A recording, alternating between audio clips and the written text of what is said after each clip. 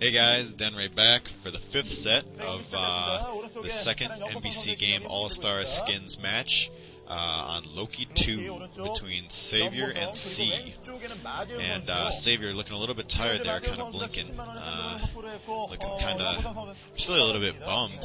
I used to love how he would come into games and sort of sit down and just I don't know, he'd look bored, but just, you know, out of just sheer confidence, like, I just gotta come here, you know, play this idiot, blah blah blah, beat him, no problem.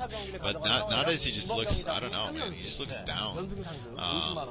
Like I say, somebody's got to get that guy an energy drink. Pick it up. So, anyways, on Loki II, I'm going to go ahead and guess that C's going to just play it cool again. Probably, you know, just get a few Marines, grab that Expo like he's been doing. And Savior, as much as I'd like to see him really pull out something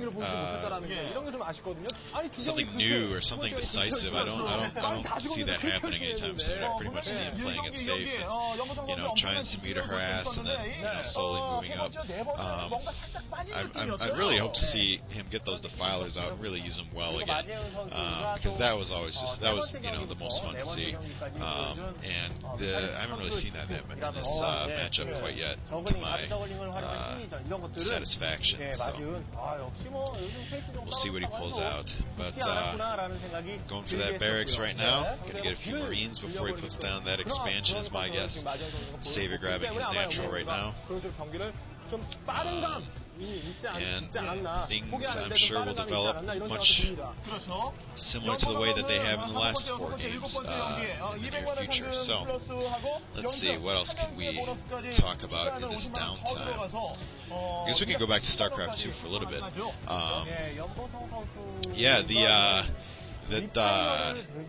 I wasn't too terribly impressed with just the look and the feel of the Zerg units. I remember one of the pros saying that they're just like, that they're really like gross. I think they said, or they're really like sloppy or something, and I kind of agree with that. Like all these units that are just like puking on buildings and things like that. Like I guess like now there's like an infester unit that can like infest any building, which is like kind of weird. Like, you can infest a pylon? Like, what is that? I mean, I don't really, like, I can't see how that's gonna, like, sort of work for the game. Like, I don't know if that, does that, like, rob them of their food, or does that give you their food? I don't know. Like, it could be pretty sweet, but it just sort of feels really weird to me right now. Really different. But I'm pretty excited for it. I think that the Nidus Canals are going to be a much bigger part of it, and that's going to be fun. I think that there's a lot of units that seem to be sort of messing around with terrain and how the terrain works. Like you have the stalkers or whatever that can like walk up and down, and like the flying fire bats that can jump over ridges and things like this. And I wonder, you know, how much is that going to vanilla it out, or how much is that going to really sort of open up, you know, new avenues for strategy and things like this.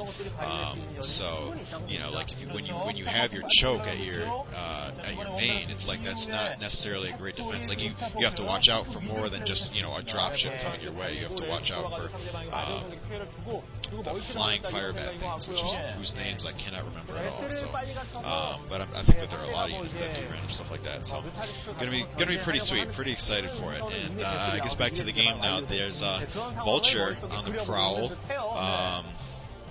And I'm not sure if C is going to really push with that. It's kind of nice to see him make a change from just the standard, you know, Marine medic to science hustle. And that Ling is going to get in the Korean commentators very impressed at that.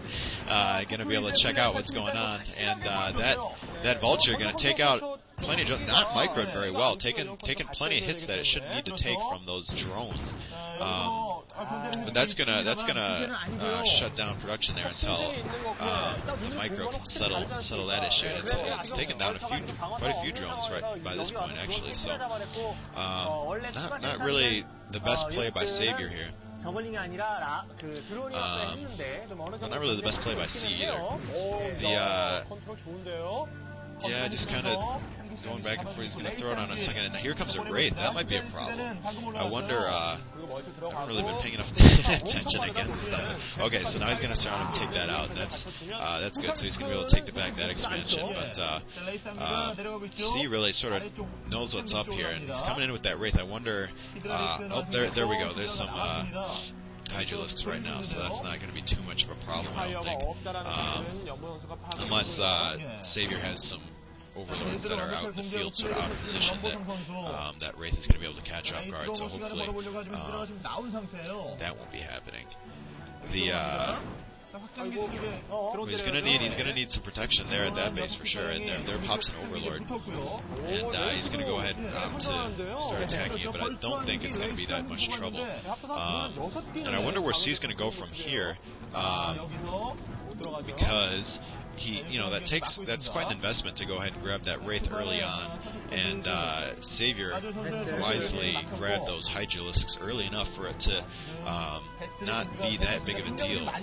Usually you grab that Wraith and you can really keep the Overlord population low, or really do some damage in terms of the economy. And the Vulture really did more than the Wraith did, I'm pretty sure, in terms of holding down Savior's economy and things like this. So, but I guess it's back, and it's gonna go ahead and attack a few more drones, but those Hydralisks are more than enough to ward it off. And Savior comfortably at 3 bases right now. And that's a pretty good spot for him to be in. Yeah, C just content to sort of hang out. He's got that second base in the back. But yeah, no player with any kind of real advantage over the other one quite yet. Although I would say that there's a science vessel out pretty early. And I would say that having attacked quite quickly here. C, I'm not really sure, and I'm not sure where Savior's going to go. There's the Spire for Savior, but I'm not sure what he's going to choose to be his main sort of his main selection for his army. I think he got those Hydralisks in response to that Vulture and that factory right off the bat, but C hasn't followed that path much further beyond just getting that Wraith and that Vulture. So these Mutalisks will service pretty well for Savior to be able to figure out what's going on in C's base right now, and he'll be able to make decisions more wisely once these guys get in there and check things out. So I'm not sure how much damage they're going to be able to do. Yeah, with that irradiate. And again, Savior not very good on pulling the irradiated Mutalisk out of the pad, which is a real problem, because it's going to do damage to all of the Mutalisks that are piled up, and really just reduce the effectiveness of the entire group. I'm not sure. There again, I'm really surprised that. I'm not sure if that was a separate science vessel or if that was the same one that had enough energy to do it. I'm guessing that Savior was surprised as well. And here comes some lurkers. Again, following up with lurkers right after the Mutalisks, and it's not really a strategy I feel like is very effective. I don't know. Ever since the days of Yellow versus Boxer, I've always just not really liked lurkers very much at all in terms of using them to attack and push. And, you don't see it too often with I don't feel like Jadon does it all that often. And he's playing pretty well these days. So, but he's Savior, so let him do what he wants. And we'll see how it turns out for him. I'm sure that he's going to go to Hive now, so probably looking for the higher tier Defiler unit, which will help him out pretty well here. I think he's got he's definitely going to have to get up into this. And now 4 science vessels. And I think he did not realize. C did not realize that Savior had cleverly stacked his lurkers up on top of one another. I saw that happening. I'm sorry. I should have mentioned that. It's sort of what a commentator is supposed to do, right? But he stacked up 3.